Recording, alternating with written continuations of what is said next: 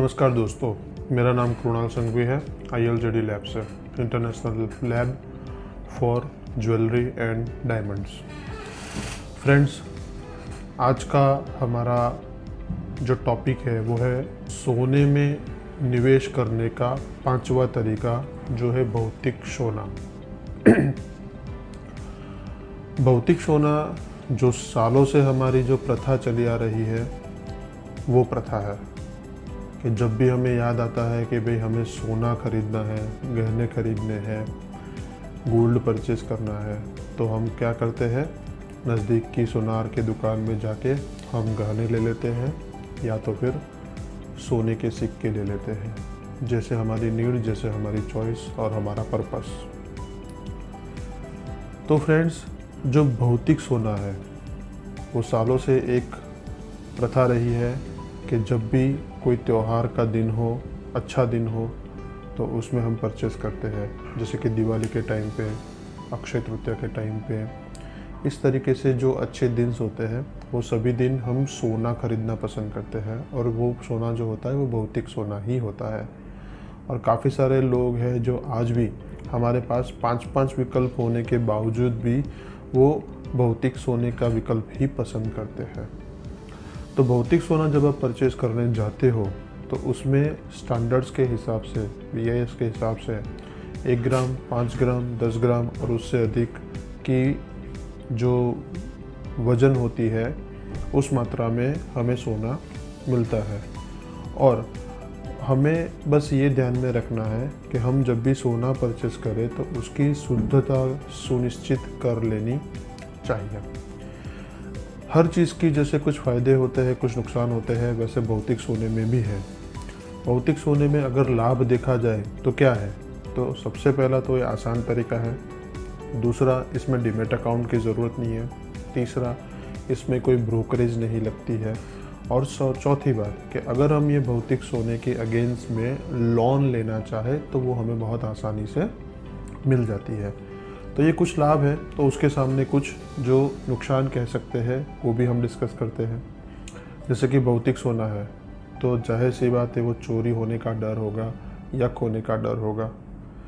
दूसरी बात कि इसको संभालने के लिए हमें लॉकर वगैरह के भी जो खर्च है वो करने पड़ते हैं, क्योंकि ये खो ना जाए या चोरी ना हो जाए उसके लिए, ठीक है।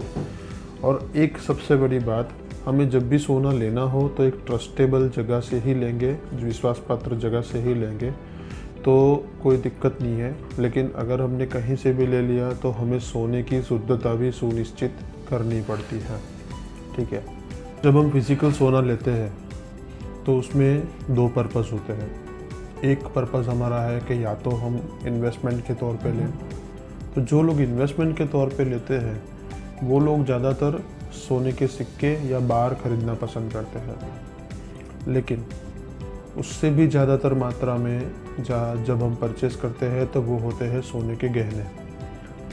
सोने के गहने अगर हम परचेस करते हैं तो उसका रीज़न होता है कि भाई वो इन्वेस्टमेंट का पर्पस कम, और कोई भी जो हमारे प्रसंग होते हैं, हमारे घर में शादी ब्याह वगैरह जैसा कोई भी माहौल होता है तो उस माहौल में पहनने वाली चीज़ है, इसलिए हम उसको परचेस करते हैं। हाँ, ये बात अलग है कि वो 1 बार, 2 बार, 5 बार पहनने के बाद वो एक इन्वेस्टमेंट माना जाता है, वो एक अलग बात है। लेकिन ज़्यादातर हम गहने परचेस करते हैं तो उसके पीछे हमारे घर का कोई ना कोई छोटा बड़ा फंक्शन होता है। और इन्वेस्टमेंट करने वाले लोग ज़्यादातर सिक्के ही परचेस करते हैं या बार परचेस करते हैं, जिस हिसाब से उनकी धनराशि हो उस हिसाब से।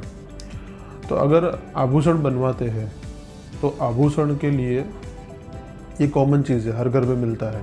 लेकिन आभूषण के लिए एक बात है कि हम अगर कोई भी डिज़ाइनर पीस या नॉर्मल पीस हम जो भी लेंगे तो उसमें सोने के प्राइस के साथ साथ उसमें उसकी जो मजदूरी है, जो घड़ाई की जो रकम है वो ऐड होती है। उस रकम का हमें कोई फ़ायदा नहीं होता है, क्योंकि वो रिकवरेबल नहीं होती है। हम जब भी सोना वापस करने जाते हैं तो वो जो रकम है वो रकम हमारी ज़ीरो होती है। कौन सी वाली? जो हमने लेबर के तौर पे दी होती है, जो हमने घड़ाई के तौर पे दी होती है। और जो सोने का जो वेट है वो उस टाइम के मार्केट के हिसाब से आपको पूरे पैसे मिल जाएंगे। सोने में अभी कुछ कंपनियां ऐसी भी है जो निवेश करने के अलग अलग तरीके लाती है। फॉर एग्ज़ाम्पल कि जैसे अगर आप 11 महीने की किस्तें दो, एक महीने एक फ़िक्स अमाउंट की 11 महीने की किस्तें दो, तो 12वां महीना जो होता है वो फ्री हो जाता है और आपको 12 महीने की किस्तें के हिसाब से जो भी सोना होता है वो सोना आपको मिल जाता है। या तो फिर ऐसा भी हो सकता है कि 12 महीने आप छोटी छोटी किस्तें एक सिमिलर सी किस्तें देकर आप अमाउंट सबमिट करवाइए किसी ज्वेलर्स के वहाँ किसी शोरूम में, और 12 महीने बाद जो भी आपकी धनराशि इकट्ठा हुई है उनके पास, उस हिसाब से उसकी जो प्राइस होती है वो प्राइस के हिसाब से वो आपको सोना दे देता है। तो अलग अलग शोरूम में अलग अलग तरीका होता है इन्वेस्ट करने के लिए, और आप वहाँ से सोने की गहने परचेस करो उसके लिए। तो वो डिपेंड होता है, वो निर्धारित होता है कि आप कौन से सुनार के पास से ज्वेलरी परचेस करते हैं। लेकिन जब भी आप परचेस करो तो ध्यान में रखने वाली बात क्या है, अभी हम उसके ऊपर डिस्कस करते हैं। तो सबसे पहली बात तो ये है कि सोने की कीमत कैसे तय की जाती है। उसके कई कारण हैं। तो एक कारण है जैसे उसकी मांग और आपूर्ति, मतलब मांग के हिसाब से सोना मार्केट में अवेलेबल है कि नहीं, और अगर अवेलेबल है तो फिर उसके प्राइस का इफेक्ट नहीं आएगा। लेकिन अगर शॉर्टेज दिखाई गई तो उसमें प्राइस पर इफेक्ट आएगा। देश की आर्थिक स्थिति जो है वो भी उसी के ऊपर डिपेंड है, और वैश्विक बाज़ार में सोने की जो मांग है वो भी उसी के ऊपर डिपेंड है। तो ये कुछ तरीके हैं कि जहाँ पर सोने की जो प्राइस है वो प्लस माइनस और हो जाती है, कि जिसकी वजह से सोना हमें परचेस करते वक्त ध्यान में रखना चाहिए कि अभी का जो माहौल है उस माहौल के हिसाब से परचेस करना बेटर रहेगा या सेल करना बेटर रहेगा। सोने की जो कीमत है वो शेयर बाज़ार की तुलना में अलग दिशा में काम करती है। तो ये एक अच्छी बात है सोने में इन्वेस्ट करने के लिए। और जब आप इन्वेस्ट कर रहे हो तो जैसे हम हर कोई चीज़ इन्वेस्ट करने से पहले, परचेस करने से पहले देखते हैं कि हम उसको क्यों परचेस करना चाहते हैं, उसमें जोखिम क्या है, उसमें उसकी क्षमता क्या है। तो वैसे सोने में भी हमें यह देखना चाहिए परचेस करने से पहले कि हम क्यों परचेस करना चाहते हैं, उसकी अवधि क्या हो सकती है, उसकी क्षमता क्या हो सकती है, उसमें जोखिम कितना आ रहा है। ये सब चीज़ जो है वो रणनीति कह सकते हैं हम इसे, कि जो देश में चल रहा है उस रणनीति को ध्यान में रख के हम एक आकलन कर सकते हैं कि अभी यह समय जो है वो सोने में इन्वेस्ट करने के लिए राइट है कि नहीं। तो फ्रेंड्स, आप हमारे ये सोने में निवेश करने के जो 5 तरीके हैं, पांचों तरीके आप देखिए और आप खुद डिसाइड कीजिए कि कौन सा तरीका आपके लिए बेस्ट है। क्योंकि हर एक में मैंने उसके फ़ायदे बताया है, उसके नुकसान बताया है, और नीड मतलब कि क्या चीज़ की आवश्यकता है, जैसे कि डीमैट अकाउंट की हमने बात की थी उस तरीके से।